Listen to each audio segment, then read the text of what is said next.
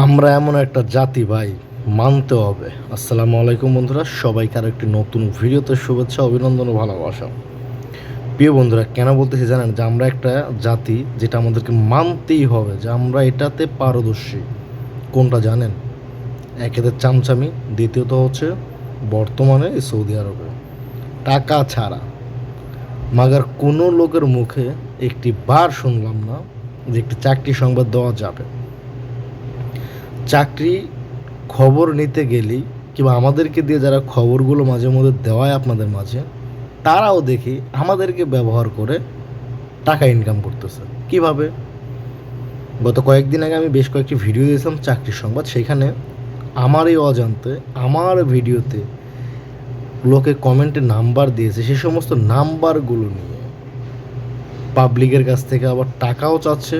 অনেকে আবার টাকা দিয়ে কাজেও ঢুকেছে, এক সপ্তাহ কাজ করার পর তাদেরকে বেরও করে দিয়েছে। আবার অনেকের কাজ ভালো লাগেনি, তারা চলে এসেছে। এখন আসি, আমরা কি জাতি কোনো দিনও ভালো হব না? কোনো দিনও কি আমরা একটি ভদ্র জাতি হতে পারবো না? আপনি দেখেন, বিশ্বের অন্য অন্য দেশে যারা প্রবাসী রয়েছে, তারা একে অন্যের পাশে দাঁড়ায়, সহযোগিতা করে, সেটা হোক অর্থ দিক দিয়ে কিংবা শ্রম দিয়ে, যেভাবে হোক। কিন্তু আমরা এমন একটা জাতি ভাই, মাশাল্লাহ। আমাদের এই জাতির কারো মুখ থেকে যদি একটি চাকরির সংবাদ পান কিংবা জিজ্ঞাসা করেন, আপনাকে বলবে যে ভাই 2000 রিয়াল লাগবে, 1000 লাগবে, 500 লাগবে। টাকাটা কিভাবে চাইবে? ভাই আমি তো খাই না, খায় আরেকজন, অমুকে খায়, ওই অমুক মুদির খায়, মুদির খুব খারাপ মানুষ, সে কথা শোনে না, সে এইটা হয়েছে, সে ওইটা হয়েছে, কফিল ভালো না, কফিলের টাকা দিতে হবে, দিলে কাজে নেবে না। ভাই আমি বুঝি কোনটা জানেন? একজন কোম্পানির কেউ একটা কফিলের যদি লোক লাগে, তিনি লোক নিয়োগ দেয়, ওকে ফাইন।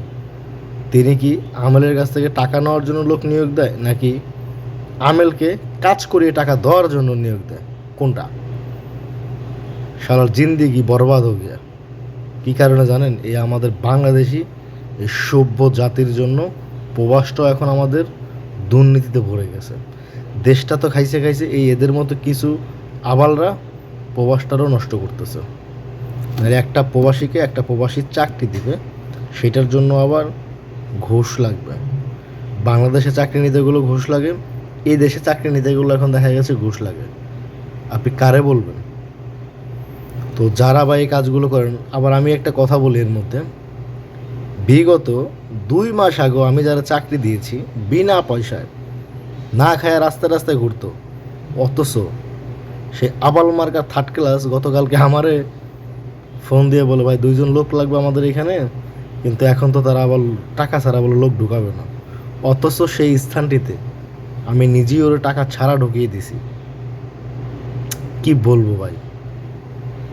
আমি জানি এই ভিডিওটা ও নিজেও দেখবে, দেখলে শুধু এটাই বললাম যে আপনার বিবেকের কাছে আপনি নিজে প্রশ্ন করবেন যে আমি যে কথাটা বলছি এটা মিথ্যা বলছি না ভুল বলছি, না অযৌক্তিক কথা বলছি।